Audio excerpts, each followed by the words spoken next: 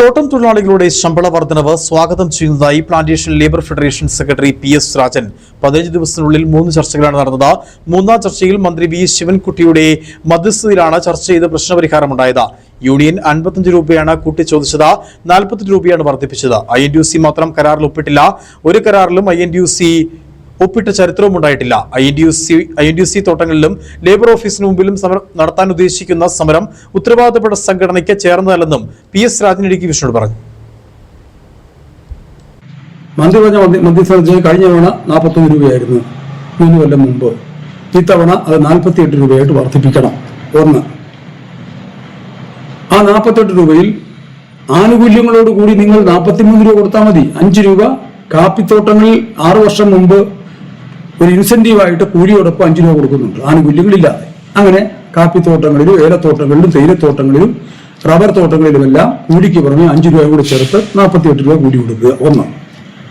രണ്ട്, കൂലിക്കരാർ ഒപ്പിടുമ്പോൾ സാധാരണ ഒപ്പിടാൻ താമസം വരുന്ന കാലയളവിലെ കൂലിക്കൊരു കുടിശ്ശിക കൊടുക്കാറുണ്ട്. അപ്പൊ മാനേജ്മെന്റ് പറഞ്ഞു, ഞങ്ങൾ ജാനുവരി 1 മുതൽ മുൻകാല പ്രാബല്യത്തോട് കൊടുക്കാൻ ഞങ്ങൾക്ക് നിവൃത്തിയില്ല, അതുകൊണ്ട് ഏപ്രിൽ 1-ാം തീയതി മുതൽ ഞങ്ങൾക്ക് ഒരു കരാർ നടപ്പാക്കാവുന്നു. മന്ത്രി അത് അംഗീകരിച്ചു. നിങ്ങൾ ഏപ്രിൽ 1-ാം തീയതി മുതൽ കൊടുത്താൽ മതി. പക്ഷെ ഇപ്പോ PLC കരാർ പ്രകാരം ശമ്പളം വർദ്ധിപ്പിക്കുമ്പോൾ തൊഴിലാളിക്ക് ഒരു 1000 രൂപ അഡ്വാൻസ് ആയിട്ട് കൊടുക്കണം. സെറ്റിൽ ചെയ്യുമ്പോൾ ചെക്കോൾ ബാലൻസ് തീർക്കുമ്പോൾ 1000 രൂപ കൂടി ശമ്പളത്തോടൊപ്പം ചേർത്ത് കൊടുത്തേ മതിയാവൂ. അതിൽ നിങ്ങളുടെ വിഷമം കണക്കിലെടുത്തുകൊണ്ട് 500 രൂപ മാത്രമേ തിരിച്ചു പിടിക്കാവൂ. 500 രൂപ തൊഴിലാളിക്ക് 1000 രൂപ കൊടുക്കുന്ന 500 പിടിക്കാൻ പാടില്ല. ഈ രൂപത്തിൽ മന്ത്രി നിർദ്ദേശിക്കുകയും ആ നിർദ്ദേശം ഞങ്ങളെല്ലാവരും അംഗീകരിക്കുകയും ഒക്കെ ചെയ്തപ്പോൾ INTUCയുടെ പ്രതിനിധി എഴുന്നേറ്റെന്ന് പറഞ്ഞു, ഞങ്ങൾക്ക് 100 രൂപ ശമ്പളം വർദ്ധിപ്പിക്കണം. അപ്പം മന്ത്രി പറഞ്ഞു, അപ്പൊ ഇത് തീരരുതെന്നാണോ ആഗ്രഹിക്കുന്നത്? അപ്പൊ ബാക്കിയുള്ള ട്രേഡ് യൂണിയൻകാർ അതുപോലെ മാനേജ്മെന്റ് എല്ലാവരും മന്ത്രിയുടെ നിർദ്ദേശം അംഗീകരിച്ചു. അത് പ്രകാരം എഗ്രിമെന്റ് വെച്ചിട്ടാണ് പോകുന്നത്.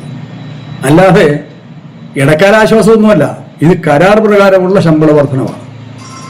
ആ രൂപത്തിൽ ചരിത്രത്തിൽ ആദ്യമായി തൊഴിൽ മന്ത്രി തന്നെ നേരിട്ട് പങ്കെടുത്തുകൊണ്ട് 3ാമത്തെ ചർച്ചയിൽ കരാറുണ്ടാക്കി എന്നുള്ളതാണ്. ഞാൻ കഴിഞ്ഞ 35 വർഷമായിട്ട് പ്ലാന്റേഷൻ ലേബർ കമ്മിറ്റി മെമ്പറാണ്.